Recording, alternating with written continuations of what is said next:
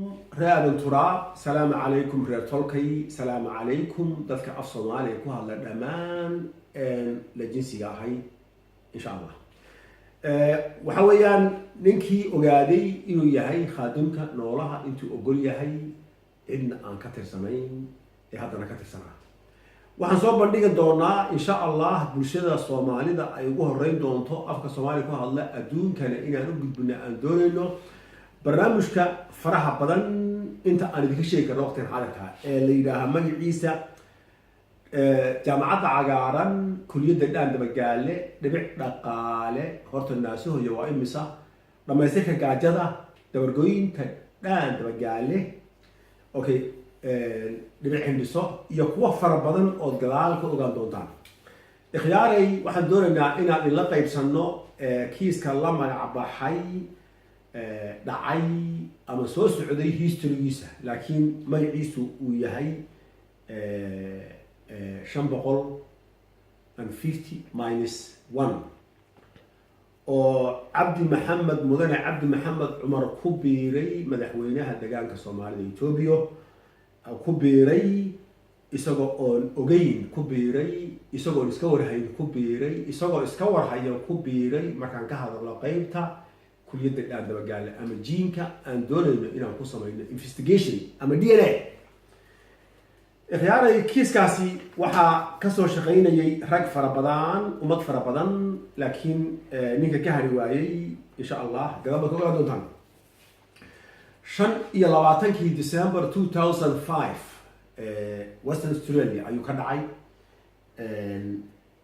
mudane cabdi maxamed cumar baa kiiskan toos aan u weydiinayaa shaqaalaha iyo wasiirada wasaaradaha shacabka ugaasiyada suldaanada garaadada malaaqa culimada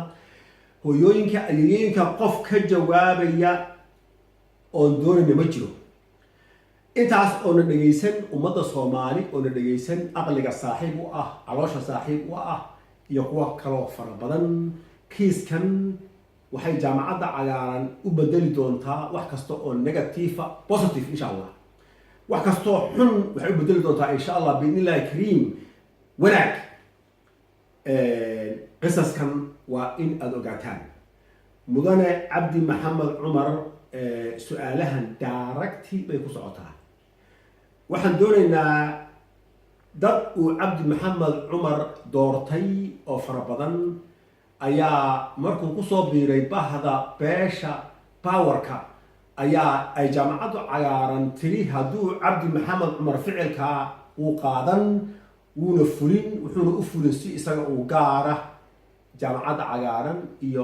barnaamijkii wato oo dhanna wuu ignore garayn way dhacday haddaan sii jilciyo barnaamijka qurba joogta ku saabsan barnaamijka ku saabsan dhibic dhaqaale barnaamijka ku saabsan socdaalka cagaaran barnaamijka ku saabsan connectionka in laysku xiro degaanka iyo mucaarad iyo muxaafid ninkii sameeyey waa aniga